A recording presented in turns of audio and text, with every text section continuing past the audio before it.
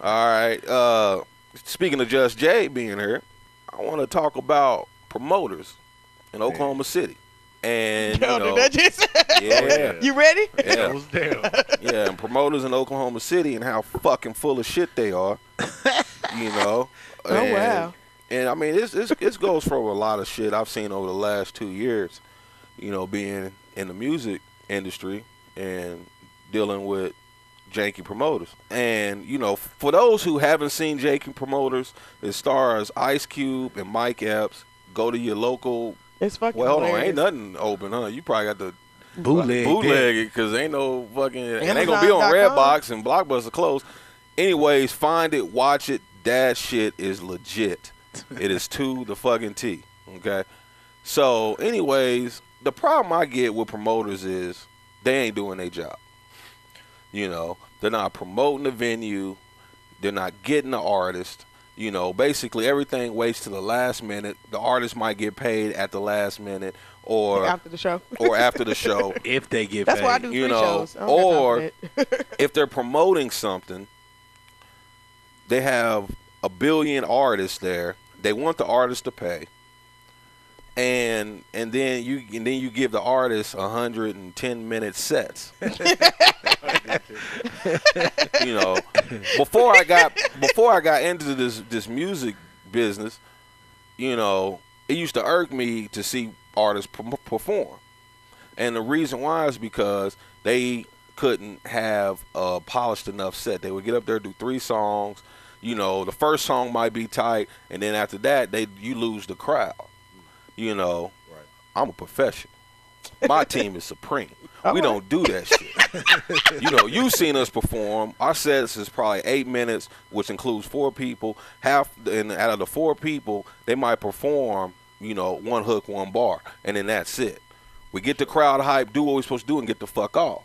You know, we don't talk in between songs. We don't say, hey, yo, homie, go to the next track. We don't do none of that shit. So my thing is, as a promoter, why are promoters doing this? Well, first of all I can do is speak for myself from that aspect, and I will say this, you know, I've learned what I do through trial and tribulation, and I've made my share of mistakes, you know what I'm saying? I'm big enough to admit when I make mistakes, you understand what I'm saying? But when it comes to specifically promoting for music and shows and stuff like that, I always try to make sure and get my information from artists because I don't do music. You know what I'm saying? I had an opportunity to promote rap shows or whatever the case is, you know, anything from as small as something to like a strip club, you know, and kind of work my way up to being able to actually get a legitimate club to be able to do a show in that would actually hold a good amount of people or whatever the case is. So, you know, a lot of trial and error, trying things, because like I said, a lot of what, you know, we miss when it comes to, on my behalf as a promoter, is being educated about it or whatever the case is. So I try to take it upon myself to educate myself about what, you know, what the musicians and rappers and artists and singers and R&B singers or whatever kind of music people are doing out here. I try to educate myself about their game, their industry out here in Oklahoma and whatever they're doing outside, you know what I'm saying? How their shows are going, you know, how they get on the shows, what appeals to them as far as doing shows, what will make them want to come to my particular venue and come do a show, you know what I'm saying? So I do as best as I can. As far as everybody else, I'm a real nigga. I'm always keep it 100, you know what I'm saying? Motherfuckers know I ain't worried about a motherfucker saying whatever they got to say about me because I'm going to say what the fuck I got to say. You know what I'm saying? But I have seen people do shows for all the wrong fucking reasons. Mm-hmm. Yeah, that's the biggest problem. Explain. It becomes, I don't what know what is you're your talking about. motive? Why are you promoting the Because show? a lot of these promoters out here, what they're doing is they trying to make a quick buck without spending any money. So like what they'll do is get like 10 artists, make the artist pay to get in, then make the artist promote the show. For Y'all got to them. pay to perform? Yeah. Yeah. I don't know. Yeah. I've heard it happen more times than a little bit. Nobody but ever. I mean, but I'm in a will whole different side, a whole different industry, so I don't like. But yeah, but that's what we saying here. It's like, like it's strange because it's not like that outside of Oklahoma City. Exactly. So like if you go to Really? Tulsa will pay you. That's 90 miles up north. Yeah. That's pay sad. you. They'll support the artists and all that. If somebody's putting on a show in Tulsa, it'll be on the radio. You might even see a commercial on BET. Here, Okay, well, hey, I mean, the only thing I got to worry about is, first of all, I only deal with, like, there's only, like, 3 people who, like, back-to-back book me. The worst thing I got to do is worry about Chris McCain spelling my damn name right on the flyer. That's all. We fight every single time because Chris spelled my fucking name wrong on the flyer. And I will send it to him one letter at a time through 27 text messages, and he's still going to spell my fucking name wrong on the flyer. That's all. That's the biggest I got to worry about. But, you know, he always come through. I don't have to pay. I don't have, you know, I don't do shit. So I don't know. But I know as a host, because I have to host a lot of parties, it's difficult. It can be difficult because it is so unorganized, you know, and that's I done seen that through everything. You know, I hosted, you know, local shows. I hosted the Rip the Runway, the, you know, all white party they had, and it's so much chaos going on. But the way that I keep it all intact is fucking with the people, pretty much. I get back there, get with them. I always get there early, make sure I watch everybody come in, and fuck with each person as they come in, and then I find out where I'm at. Yeah, but that's not your responsibility. Yeah, you're it's supposed not. to host. Somebody's supposed to give you a script, and somebody's supposed to tell you, okay, at this time this goes on, at this time this goes on, at this time this goes on. I ain't Then it's intermission, never and then That's what we're talking about. You know, it's all like, okay, like we do a show. And we're like, all right, that was such and such. Now, hey, who's coming up next? You know what I mean? Like, who the fuck? You should already know. You know, and it should already be set in stone who's coming up next. Maybe how I'll be long. too drunk when this is going on. I don't even That's know. probably true. If I'm in the audience, nigga, and y'all niggas up there performing, I'm telling you, the first time I heard you perform Bam is when you was at the. I don't even know what the hell happened, nigga. I know I was fucked up. The drinks was free.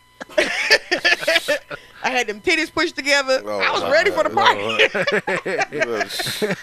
I mean, it's frustrating because to me, it's like, why do I even bother dealing with this? You know what I'm saying? And I got a team to support, but why do I even bother dealing with this? And then another thing that I think people here need to start doing is they need to start putting the artists in brackets. Like, if it's certain artists that's seasoned, they shouldn't put them with somebody that's unseasoned. You know what I'm saying? Why you say that? Like if Lil Killer Lo get up there and he ain't got a show, his performance ain't good and all that, you shouldn't put him next to somebody who you know can put on a good show. You know what I'm saying? Yeah, but that happens too on our end. Like, you know, when they do comedians, it's supposed to be, you know, in the rawest form, the least funny comedian and then the medium comedian in the end. You know, because I've done shows where I went up first and then they brought another dude up and they're like, why did he even get on stage? Yeah. And I'm looking like, because, you know, I don't have no problem with going first if the people that are after me are better than me. Yeah. I don't have no problem with that. But you could have gave me that time that he was on stage talking about nothing and nobody wasn't laughing. Yeah. I could have had all of that time. See, that's the same way we feel when they put somebody up there and it's like their music ain't even as cool or don't sound right. But like you said, that's all subjective though. No, like it might not be when cool I'm saying to you. it's not cool, when I'm saying it's technically, like, it sound like they recorded in somebody's garage or, you know what I'm saying, or it's not even put together. You know what I'm saying? It's just not polished. They got 50 niggas standing on stage trying to look hard and ain't nobody doing nothing. I hate that shit. Yeah, see, that's what I'm saying. But then you have point somebody that that come out that got dancers, got routines and all that. How do you put them in the same show? Yeah, like, you right. that don't go. That's why they Why would you book those two type of... that's what I'm saying. Excuse me, Jay. Why would you book those two types of, like, people? Like say you do like a... I don't even know the genres of rap. Like, say you go from a gangster rap, like you got Bam up there, Sue and blah, blah, blah. And then you put, you know, Houston up there, you know, my Bubba up there, and he's like, you know, speaking knowledge and shit. Like, how do you... Like, why would you book those two types of... I try to be cautious whenever I put a show together. One thing I do know now, because when I started, I was in a strip club. And I was in there working, you know, doing what I had to do in the club. You was a stripper? Right, that's what I'm like. Wait, you was a stripper? You know what? Let me clarify. I was like, was you I say this to him all the time. know. He is a soft pimp. That's what he is. That's what every time I see him, he's pimping, but he's not pimping. You know what I'm saying? It's like the end part of pimping, like. Yeah, like he's the nice pimp. He's not gonna slap a hoe, but he'll tell her what to do. Not at all. And she gonna do it?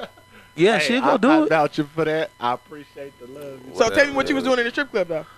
What I do in the strip Pimpin', pimpin'. You gotta be pimping and holding your butt open. Those are the two options. Which one are you doing? She said, "Holding your butt." club is but no, when I was at the strip club, you know what I'm saying, I started in there. Basically I came in with this particular club. I mean, I don't know if I want to say names or not. We can't whoop us. Come on, it's unstoppable. This is WGD radio. Radio? No, we talk about shit negative lights all the time. Yeah. But you know, we had a deal going on Monday Night Raw because initially I was at a club on the South Side, and once that club kind of shut down, we moved our operations over to a club. What club was that? Yeah, because I don't even know no. I strip know club where on it is. the It was South it was by that KFC, wasn't it?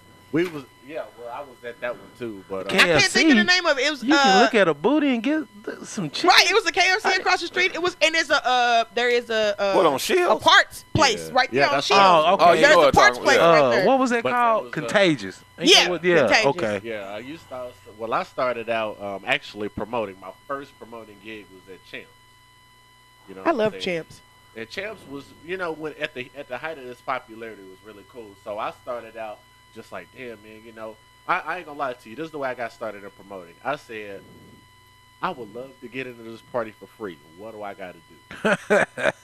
I'm already gonna be here spending money, so why not figure out a way to get in the motherfucker for free Touche. and possibly get paid to do it? And pimp hoes while you in there. Man, You know what I'm saying? So I'm already there for the ladies. I love he the get ladies, the you know party what and I'm saying? pimp at the Beautiful same young damn women. You hear me? time. So I hollered at my man that was promoting these lock-in parties or whatever the case is, and so he was like, he gave me a fat stack of flyers and hey, go push these, and you know if we turn out real good, I'll throw you some on the side. Like that, for real? Okay, so you know what I'm saying? Not only am I not having to pay, not only do I also get to tell people to come here, which is what I like doing anyway. You know what I'm saying? I get to turn around and be in there and kick it and all that good kind of stuff. So that's really kind of how I got my start. So we started out with another night at Contagious, and we got Monday Night Raw. You know, so you know. So I when you say love- Monday Night Raw, how raw did they get? Exactly. Monday Night Raw was a cool little feature. You know what I'm saying? Was they wrestling, mud wrestling? It was just basically we were. It was kind of like we were taking the theme of making it a really really cool night to come out and party from Fridays and Saturdays, and making it on a Monday night. Hold on, man. You kind of sugarcoating this. When they was raw, how raw was they? Lap dances, $4. Kisses in the mouth, 10. Oh, I would never kiss a ahead, stripper in the turn it mouth. Ma'am, shut up. Never Ma'am. kiss a stripper in the mouth. Ma'am, I'm not. Never. Shut the fuck. You don't even got shoes on right now, bro. What they got to do with kissing a stripper in the I don't mouth? trust your judgment, man. You make bad decisions. But yeah, check it out, man. Like when I was out there, I ended up getting converted over into to coming out there and working for the club itself. And it was a bunch of guys coming through there all the time, like on the best nights of the week, Fridays and Saturdays. They want to come in there and perform, and they come in there, you know, while everybody's enjoying the dancers, you know what I'm saying? And everybody get up there like, who is this nigga up here performing? Like, this is not what I paid. See, that's what I'm saying. That should have never happened. You know what Like, I'm you should saying? never So- have rappers and strippers in the same venue. Boy. I get mad if I come to see some titties and then some nigga get on stage. For real. Like, yo, Whitney already hard. Yeah, Then like, niggas what get up the there and fuck? start I rapping. didn't pay for this. I've been there myself, you know what I'm saying? And I sat there in the crowd like, what the fuck? You know what I'm saying? Like, okay. So my partner, he told me, he was like, man, you know, we've got some nights that we ain't really doing nothing up here. Why don't you get these guys together and you organize it and you get them to come up here maybe like on a Tuesday or a Wednesday? I said, all right, I'll do that, whatever. You know, I'm a planner. So I wrote down in my mind based on what I think will work and got people's information. They came there, they like, hey, I want to perform. Okay, hit me up. And I set out a plan. I think I wrote it out. It was like 3 paragraphs long. And I made sure and got in contact with them on Facebook. I mean, sent out an itinerary.